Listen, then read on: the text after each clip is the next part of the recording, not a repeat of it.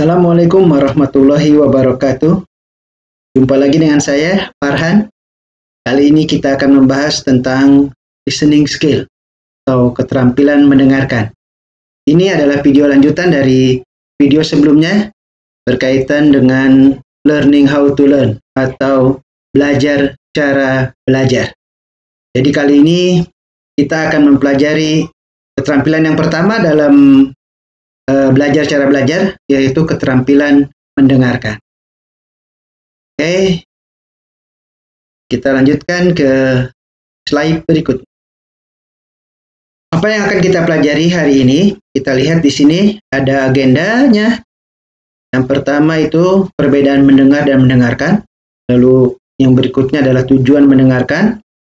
Dilanjutkan dengan proses mendengarkan. Keempat, panduan mendengarkan. Selanjutnya itu sumber umpan balik atau feedback, dan yang terakhir adalah hambatan mendengarkan.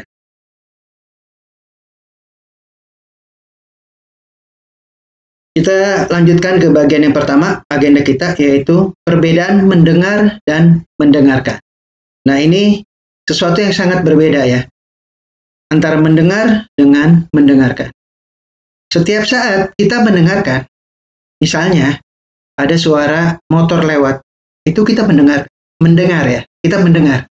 Karena arti mendengar adalah ada suara yang terdengar oleh telinga, namun tidak dicerna oleh pikiran. Jadi apa-apa yang terdengar itu bersifat angin lalu, tidak berkesan. Jadi ini sifatnya pasif ya. Jadi hanya telinga kita hanya pasif saja mendengar suara yang masuk. Entah itu desiran angin, suara-suara alam yang lain gitu, atau mungkin tadi ya ada tukang jualan lewat misalnya, itu kita tidak bermaksud untuk mendengarkan secara khusus, hanya terdengar saja, maka itu disebut sebagai mendengar. Nah, sedangkan mendengarkan itu artinya adalah melibatkan usaha-usaha aktif dari pikiran dan perhatian yang penuh atas apa yang kita dengar melalui telinga. Jadi ini adalah usaha yang aktif dari kita. Jadi kita sengaja memang mendengarkan suara itu. Nah, misalnya lagi di kelas, pelajaran, di sekolah atau di kampus, kita mendengarkan. Di slide ini kita akan mempelajari apa sih sebenarnya tujuan mendengarkan itu. Jadi sini ada beberapa tujuan. Yang pertama adalah kita mendengarkan untuk mengetahui respon atau aksi dari si pendengar.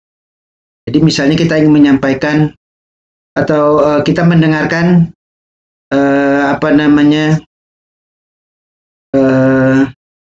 omongan orang. Nah, itu kita berusaha untuk mendapatkan respon dari orang itu. Lalu berikutnya adalah analisis. Kita mendengarkan untuk menganalisa apa isi pesannya. Lalu yang berikutnya adalah untuk retention atau ingatan. Nah, ini misalnya pelajaran-pelajaran sekolah ya. Kita berusaha mendengarkan penjelasan guru atau dosen, itu kita berusaha mengingat pelajaran yang disampaikan. Lalu yang berikutnya adalah understanding. Jadi tujuan mendengarkan adalah berusaha untuk memahami pesan yang disampaikan. Nah, yang terakhir adalah tujuan mendengarkan yaitu enjoyment. Ya, untuk kesenangan. Enjoy. Misalnya kita mendengarkan ceramah, tapi juga seperti hiburan gitu. Misalnya penceramah yang lucu atau motivator yang membangkitkan semangat. Jadi kita semangat, senang mendengarkan apa yang disampaikan. Jadi itulah tujuan mendengarkan. Ada untuk mengetahui respon, untuk menganalisa, untuk mengingat, untuk memahami, dan untuk menyenangkan diri kita. Oke. Selanjutnya kita akan mengetahui bagaimana proses mendengarkan itu. Jadi yang pertama itu kita mendengarkan, ada suara yang masuk. Nah, kita berikutnya adalah fokus kepada pesan yang ada. Dan berikutnya kita berusaha memahami dan menginterpretasikan pesan yang masuk di dalam pikiran kita. Selanjutnya kita menganalisa dan mengevaluasi Lalu kita merespon. Merespon ini bisa banyak. Ada yang cukup dengan mengangguk saja, itu udah respon. Ada yang cukup dengan tatapan mata. Ya, kalau yang verbal ya kita dengan berbicara. Mungkin bilang setuju, bilang iya, bilang oke, bilang apapun ya. Mengatakan apapun itu termasuk merespon. Dan yang terakhir adalah kita mengingat pesan yang disampaikan. Dari apa yang didengarkan itu diingat. Itu proses mendengar. Oke, selanjutnya kita akan mempelajari panduan mendengarkan. Bagaimana supaya bisa mendengarkan dengan baik. Nah, yang pertama adalah berhenti bicara. Jadi ketika kita ingin mendengarkan dengan serius, jangan bicara. Kita diam. Diam dan biarkan orang lain yang bicara. Kita pasang telinga. Karena kalau kita bicara, orang lain bicara, ya bisa dipastikan tidak akan terdengar dengan baik oleh kita. Lalu yang kedua adalah hilangkan gangguan ketika berbicara atau ketika mendengarkan ya maksudnya. Contohnya di sini dikasih gambar handphone. Nah, handphone ini mengganggu proses mendengarkan kita. Jadi jangan sampai kita mendengarkan sambil mainin HP. Otomatis kita nggak akan fokus. Jadi mendengarkan yang baik itu adalah single tasking. Jangan multitasking. Karena susah. Susah sekali kalau kita berharap bisa multitasking sambil mendengarkan yang baik. Mainin HP sambil dengerin dosen bicara. Saya yakin nggak akan fokus. Jadi hilangkan gangguannya. Jadi kalau memang ingin mendengarkan dengan baik, gangguan-gangguan yang ada itu dihilangkan dulu. Nah, yang ketiga adalah curahkan perhatian. Memang kita khususkan perhatian kita pada saat itu adalah untuk mendengarkan, bukan untuk yang lain. Jadi jangan mikirin apapun itu ya. Ada hutang yang belum dibayar misalnya, ada janji yang belum ditepati, lupakan dulu. Sekarang curahkan perhatian kita untuk mendengarkan. Berikutnya adalah gunakan sela waktu. Jadi waktu yang ada, misalnya ada jeda antara omongan pembicara, itu gunakan sela waktu ini untuk berpikir, apa sih yang tadi dimaksudkan oleh pembicara? Lalu yang berikutnya adalah identifikasi ide utama. Apa sebenarnya maksud pembicaraan yang disampaikan tadi? Ide utamanya apa? Nah, ini perlu kita tangkap ketika mendengarkan. Oke, nanti kita lanjutkan di slide berikut. Kita lanjutkan lagi tentang tadi panduan mendengarkan. Yang berikutnya adalah ajukan pertanyaan jika kita tidak begitu paham dengan apa yang disampaikan oleh pembicara. Jangan diam aja, karena khawatir ya, ketika kita diam, bukannya paham malah bingung. Jadi ketika ada yang tidak kita mengerti, apa sih maksudnya itu? Kita tanyakan. Lalu yang berikutnya adalah nilai isi pesannya. Isi pesannya sih apa sih sebenarnya nih? Lalu yang berikutnya adalah interpretasikan kata. Mungkin ada kata-kata yang istilah-istilah yang mungkin asing atau jarang didengar. Kita coba interpretasikan itu apa sebenarnya. Lalu berikutnya adalah berikan umpan balik. Umpan balik atau feedback ya. Jadi ketika kita mendengarkan jangan diam saja, jangan melongo gitu ya. Tapi kita coba berikan umpan balik. Bisa berupa gestur, bahasa tubuh ya, body language misalnya dengan anggukan, dengan tatapan mata, dengan perkataan, oh iya, oh begitu, misalnya. Itu adalah umpan balik atau feedback. Contoh ya, seperti itu. Lalu yang terakhir ini yang menarik sekali, yaitu dengarkan perasaannya. Wah, apa ini maksudnya? Jadi, setiap orang bicara itu pasti ada emosi di dalamnya, artinya melibatkan perasaannya. Jadi, misalnya, ketika orang gembira, itu perasaannya itu akan kebaca oleh kita, akan terdengar oleh kita dari suaranya misalnya. Nah, ini akan membantu kita juga untuk mendengarkan lebih baik ya. Ketika kita tahu perasaannya, perasaan orang yang kita ajak bicara.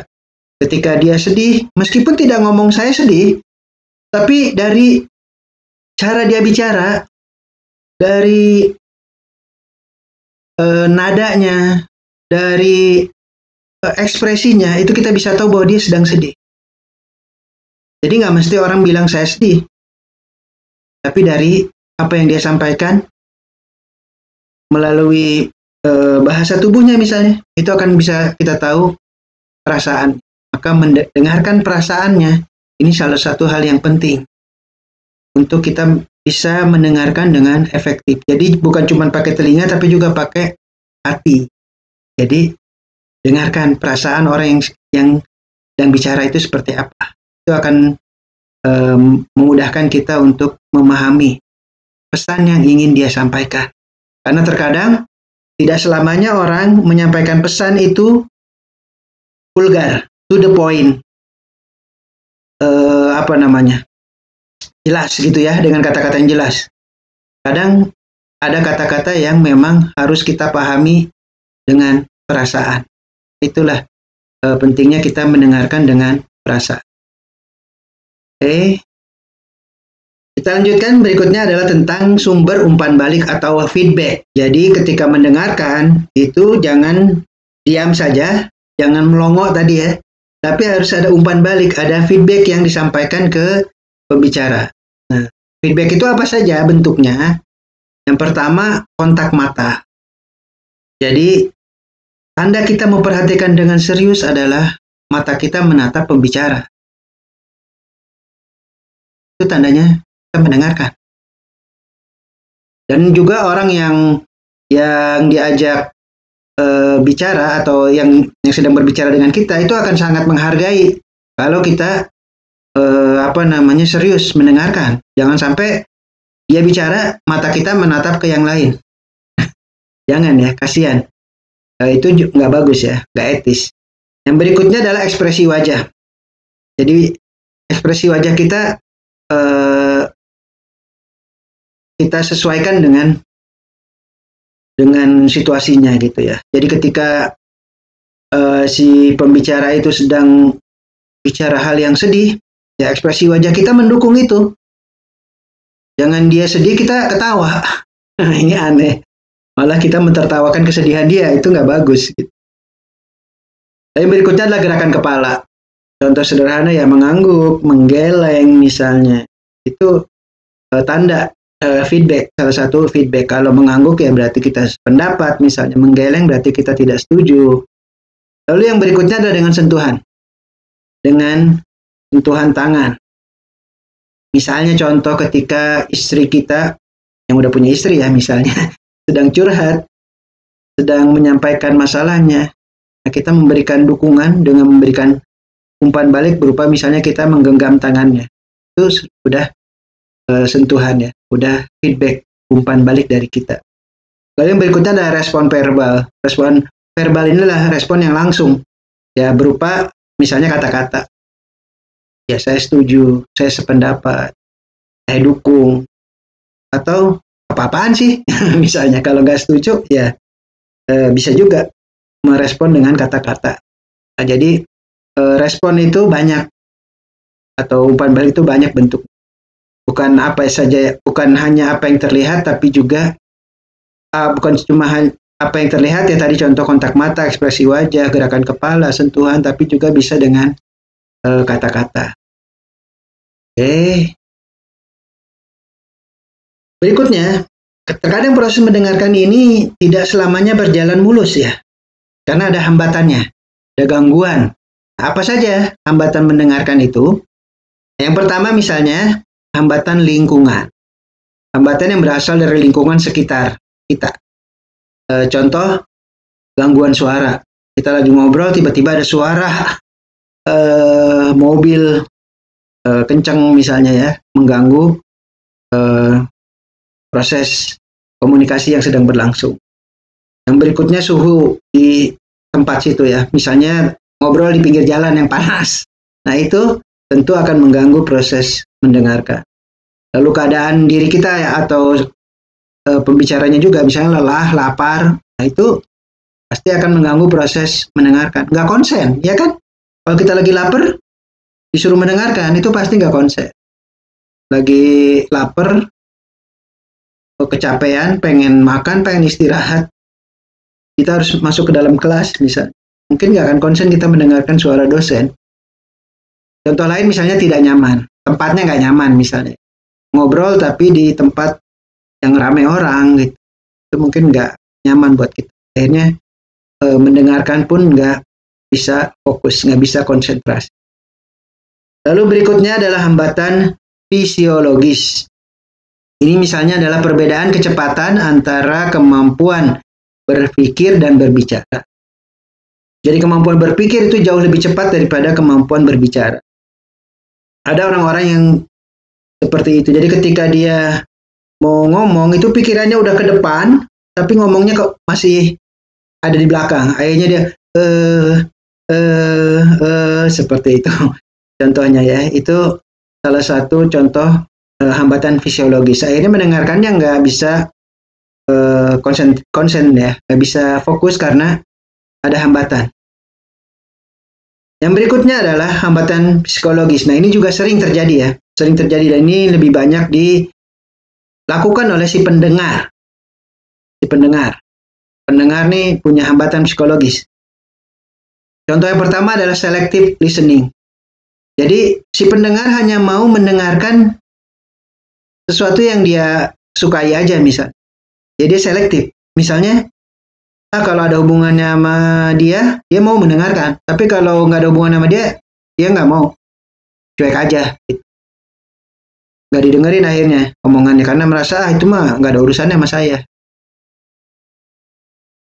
Yang berikutnya adalah negative attitude. Jadi, perilaku yang negatif, itu misalnya, tadi ya, ada dia nggak serius mendengarkan. Dia lebih sering main HP misalnya. Diajak bicara tapi sambil main HP. Itu perilaku yang negatif seperti itu otomatis akan menghambat proses mendengarkan. Ya bagaimana mau masuk kalau dianya sendiri nggak bisa fokus. Yang berikutnya adalah personal reaction. Reaksi personal ya.